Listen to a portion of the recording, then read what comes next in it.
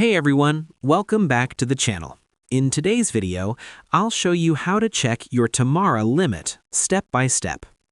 If you're using Tamara for buy now, pay later shopping and want to know how much spending limit you have available, this guide will walk you through the exact process in a simple and beginner-friendly way.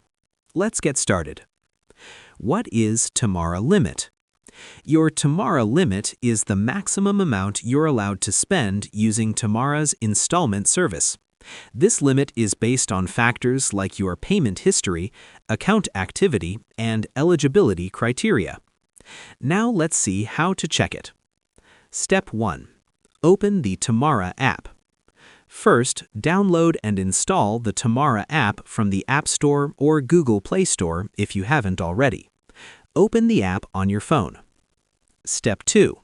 Log in to your account. Enter your registered mobile number. You'll receive a verification code via SMS. Enter the code to log in. Make sure you're using the same number you used when signing up for Tamara. Step 3. Go to your account dashboard. Once logged in, you'll land on the main dashboard. Here, you'll usually see your available limit displayed on the home screen or under a section like Spending Limit or Available to Spend. If you don't see it immediately, tap on Profile or Account and look for limit details there. Step 4. Check Available and Total Limit.